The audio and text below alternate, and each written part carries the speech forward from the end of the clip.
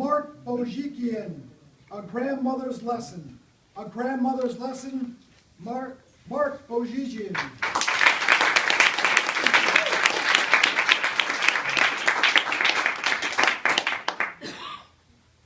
A grandmother does more than tell stories or provide an endless supply of hugs and kisses. A grandmother teaches us that everything that happens in life helps us to grow, even if it's hard to see right now. She gives us hope that we will come to understand this lesson in our lives. She gives us hope that we will come to understand it before she's gone. Fellow Toastmasters, most welcome guests, there begins the story of a grandmother named Dorothy. Dorothy was the most beloved grandmother, and she was adored by her family. Most adamant about this was her granddaughter.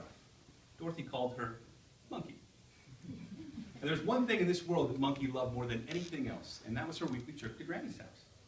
Every single Saturday, like clockwork, Monkey would travel out to Dorothy's beautiful 3-story house in the countryside. Now, upon arrival, the two of them wasted no time. They would head straight upstairs to the 3rd story. In the back corner of that house was the most amazing sunroom.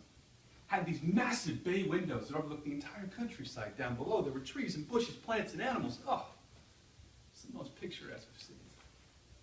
But there was one bush in particular Monkey loved more than any other. It had these beautiful flowers that were shaped like trumpets.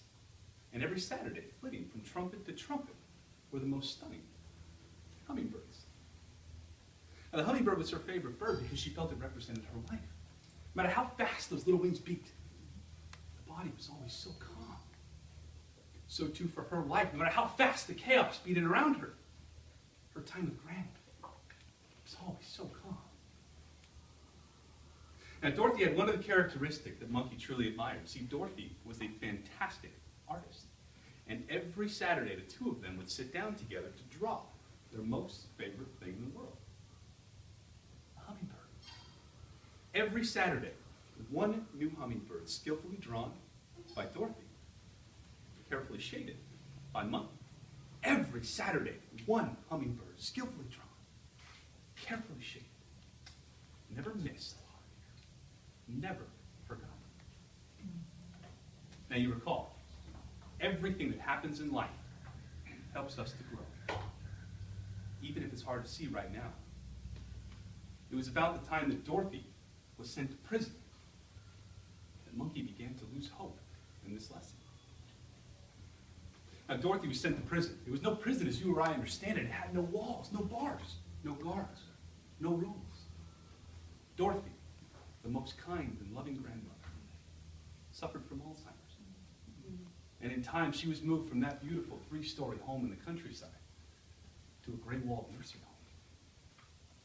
But despite her incarceration, Monkey never forgot. Every Saturday, she would travel down to that nursing home and she would bring with her the sketchbook of their drawings.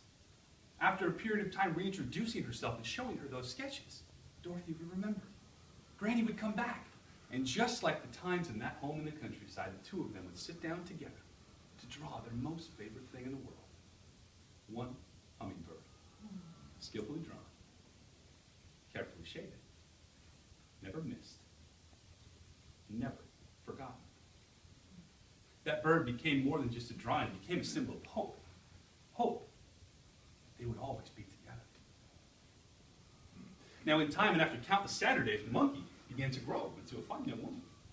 And despite spending every Saturday with Dorothy, she began to fall in love with a man. And the story of that romance is for another time.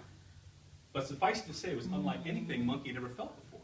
And she knew in time she wanted to introduce this man to the woman that taught her so much about life. So one Saturday, she brought this man down to the nursing home. She took him by the hand and walked him through the door to Dorothy's room. She mustered up the strength and said, "Granny, this is the man I was telling you about. This is the man I wanted you to meet." And she waited.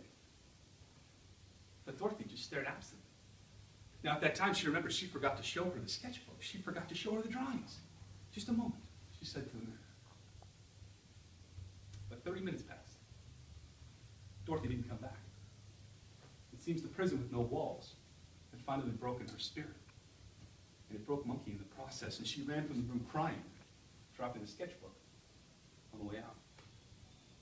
Now the man was not sure what to do. He bent down, picked up the sketchbook, dusted it off, placed it on the bedside table, mustered up all the courage he could, stated his name to Dorothy and said, "Ma'am, I'm in love with your granddaughter. Thank you for making her the woman she is today." And he followed Monkey out.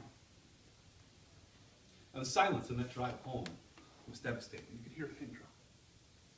But it was finally broken by Monkey's phone ring. She answered, listened for a moment, began to cry. She turned to the man and sobbed, "We have to go back." The man made a U-turn and sped back to that nursing home. This time, Monkey did not grab his hand. She did not walk him into that room, but she ran directly inside. It seems Dorothy, the most kind and loving grandmother, suffered a heart attack within moments of Monkey leaving that room. Her mother and father were already in the room, and she ran to be with them. Mourning the loss of Dorothy, the loss of her granny. Now again, the man was not sure what to do as he came in, but he noticed out of the corner of his eye a sketchbook lay open on the floor. Not where he left it. He picked it up and began to absently thumb through the pages, again, not knowing what to do. What he saw when he came upon the last page of that sketchbook brought the most beautiful tears to his eyes. For the first time ever within that sketchbook